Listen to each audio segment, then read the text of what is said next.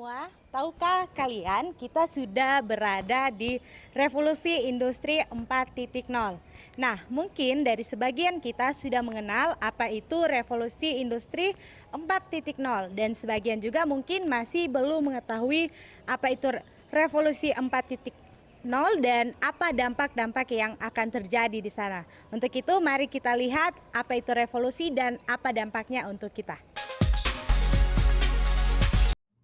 Revolusi industri 4.0, maka sebelumnya ada revolusi industri 1.0 hingga 3.0. Revolusi industri dipahami sebagai sebuah masa. Revolusi industri pertama kali muncul di Inggris sekaligus sebagai revolusi industri 1.0, yaitu dalam kurun waktu 1700 hingga 1800 atau dalam abad 18, di mana masa itu masyarakat Inggris mayoritas bekerja sebagai petani. Pada masa itu ada penemuan berupa mesin uap untuk mempermudah pekerjaan ladang yang meningkatkan produksi. Setelah itu, penemuan mesin uap juga mendorong lahirnya usaha atau industri baru seperti produksi tekstil dan transportasi. Hal ini terjadi karena dipengaruhi perkembangan ilmu pengetahuan. Setelah itu masuk dalam revolusi industri 2.0, di mana terjadi pada tahun 1900-an yang ditandai dengan ditemukan listrik, sehingga banyak juga usaha jasa dan barang yang semakin berkembang dan beraneka ragam. Sehingga ada banyak juga tenaga manusia yang terserap dalam industri manufaktur atau industri yang lain. Tidak berlangsung lama, revolusi ini tidak hanya di Inggris tapi juga mulai meluas ke Jerman, Prancis hingga Jepang. Sehingga dunia masuk pada masa revolusi industri 3.0, yaitu pada masa peralihan dari akhir tahun 1900-an dan 2000-an awal, di mana ditandai dengan adanya penemuan teknologi informasi dan internet, di mana mulai ditemukan mesin dan robot untuk membantu pekerja manusia. Setelah tahun 2010, maka mulai muncullah term revolusi industri 4.0 yang hingga tulisannya disusun. Penelitian masih terus-menerus dilakukan karena ini adalah masa yang baru, di mana segala sesuatunya berkembang pesat dengan sangat cepat, bahkan dalam hitungan masih awal. Revolusi industri ini ditandai dengan semakin maraknya pengguna internet, penggunaan kecerdasan buatan artificial intelligence, segala bidang kehidupan, rekayasa genetika, produksi kendaraan tanpa pengemudi, mesin pintar. Revolusi industri 4.0 adalah masa di mana komputer begitu canggih, atau bisa juga disebut digital revolution, di mana inovasi untuk teknologi informasi, secara khusus internet, menjadi berkembang sangat pesat dan memungkinkan manusia mengakses segala jenis data sesuai dengan kebutuhan dan keinginan. Perkembangan teknologi menitik beratkan pada keterhubungan, di mana semuanya saling terhubung, integrasi, tanpa adanya sekat-sekat yang membatasi interaksi di dunia internet. Bahwa revolusi industri 4.0 adalah sebuah bentuk nyata dari perubahan sosial yang memiliki dampak yang sangat luas di kehidupan masyarakat. Mengambil data dari Kominfo yang dirilis pada 14 Agustus 2019, 150 juta jiwa masyarakat Indonesia adalah pengguna internet aktif yang tersebar di seluruh wilayah Nusantara dengan jumlah pengguna terbanyak di Pulau Jawa dan Sumatera. Internet of Things ini semakin terbukti nyata ketika banyak hal kini disebut konvensional karena adanya disruptive innovation. Istilah disruptive sendiri awalnya dipakai untuk menggambarkan dunia bisnis dan industri yang dituntut untuk terus-menerus memberikan inovasi agar tetap bisa bersaing seiring berkembang teknologi hingga ia tercabut dari hakikatnya. Awalnya memang untuk alasan memenuhi kebutuhan yang sekarang kini juga harus memenuhi kebutuhan yang akan datang, bahkan di luar dunia ekonomi. Dampak-dampak revolusi industri 4.0. Pertama, individualistik. Pengaruh revolusi industri 4.0 tidak bisa dihindarkan dari kecenderungan manusia terhadap teknologi dan dunia virtual yang memantik manusia menjadi semakin individualistik dan narsistik. Contohnya saja ketika kita berkumpul dengan keluarga atau teman-teman, seringkali yang terjadi bukan bercengkrama dan bertukar cerita, melainkan sibuk bermain HP masing-masing. Hal ini kemudian mengakibatkan lunturnya salah satu nilai luhur, yaitu solidaritas. Sebab minimnya relasi yang terjadi antara manusia dapat membuat hubungan menjadi renggang dan kemudian dapat membuat hilangnya rasa hormat menghormati, peka terhadap sesama, dan bertanggung jawab terhadap sesama. Kedua, hedonisme. Salah satu fitur yang marak ada di revolusi 4.0 ialah munculnya e-commerce atau sistem kegiatan ekonomi yang berevolusi dari tradisional menjadi digital, seperti Tokopedia, Shopee, Gojek, Grab, dan masih banyak lagi. E-commerce pun memudahkan penggunanya dalam segi pembayaran berbasis online. Bahkan, tak perlu berkunjung ke tempat, hanya menunggu di rumah, barang pesanan pun akan datang. Namun, hal ini ternyata membuat masyarakat tenggelam di dalam kapitalisme, serta tak kenal batas, ruang, dan waktu di dalam penggunaannya, sehingga dapat memicu sikap hedonisme bagi konsumen yang langgeng dan konsumtif dalam penggunaan e-commerce tersebut. Ketiga, pengangguran karena dominasi manusia menurun. Melihat perubahan dari revolusi industri 4.0, ini memacu persaingan yang cukup keras dari setiap orang.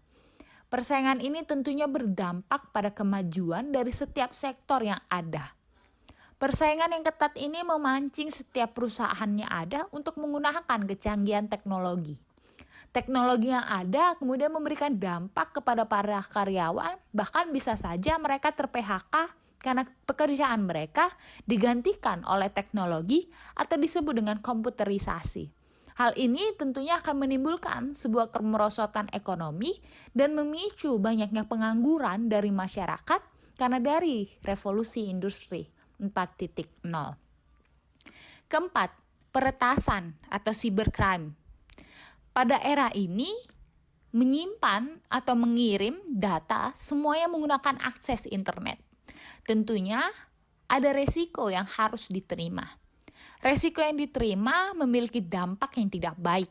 Karena data-data disimpan di perangkat teknologi yang ada, maka data tersebut kemungkinan bisa bocor. Bahkan data-data tersebut bisa diretas oleh kaum-kaum yang tidak bertanggung jawab.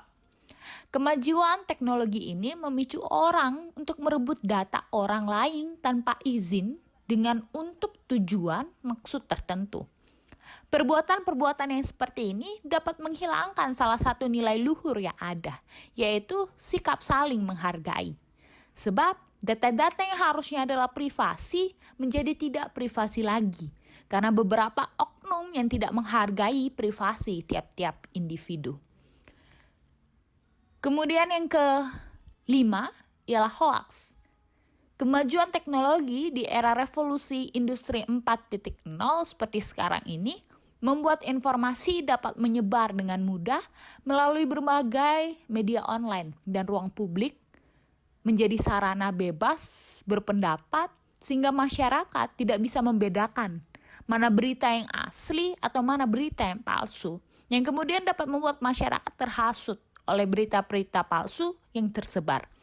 Kemudian yang terakhir ialah budaya instan, kemalasan, dan nalar kritis yang menurun. Salah satu dampak revolusi industri 4.0 ialah menurunnya minat baca pada generasi muda. Faktor penyebabnya disebabkan oleh kemajuan teknologi dan juga tingginya penggunaan media sosial.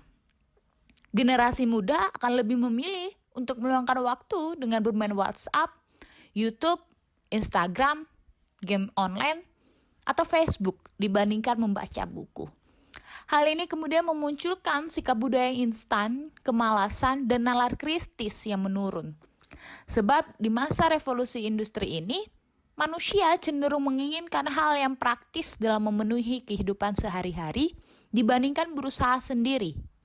Perbuatan seperti ini dapat menghilangkan salah satu nilai luhur yang ada, yaitu kejujuran. Karena di dalam kehidupannya, masyarakat lebih mencontoh kehidupan orang lain dan tidak berkreasi dengan dirinya sendiri.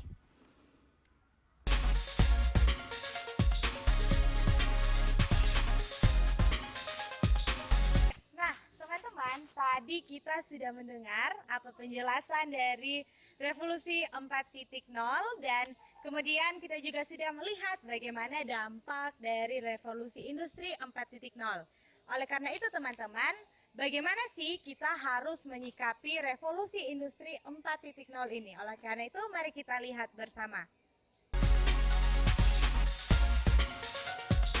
Melihat dampak-dampak sebelumnya, salah satu sikap yang harus kita punyai agar kita bisa beradaptasi dengan era revolusi industri 4.0 adalah mengimbangi kemajuan teknologi itu dengan peningkatan kualitas sumber daya manusia.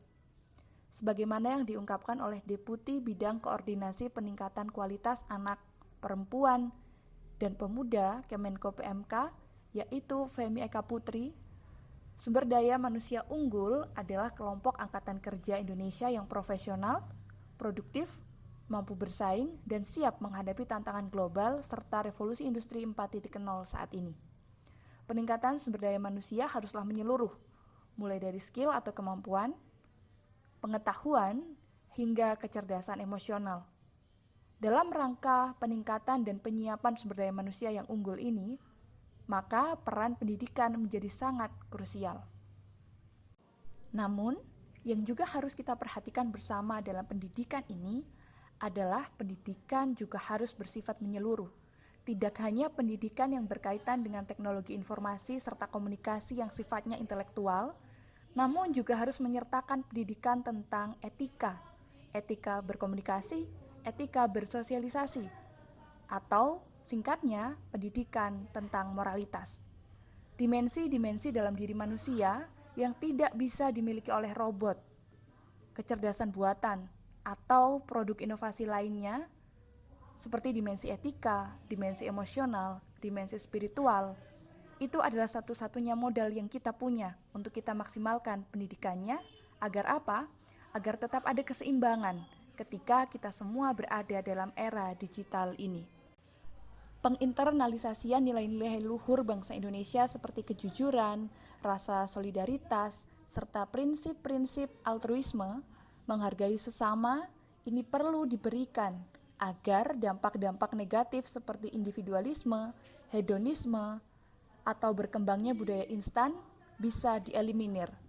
Selain itu, pola berpikir kritis juga perlu diajarkan terus-menerus agar dampak negatif seperti hoaks, peretasan, hingga cybercrime ini tidak semakin merebak. Jadi, di era revolusi industri 4.0 ini, peningkatan kualitas sumber daya manusia adalah sesuatu yang harus dilakukan. Namun, tanpa diimbangi penguatan kembali nilai-nilai luhur, revolusi industri 4.0 akan berubah menjadi masalah sosial yang membawa dampak buruk sehingga menjadi ancaman bagi kita.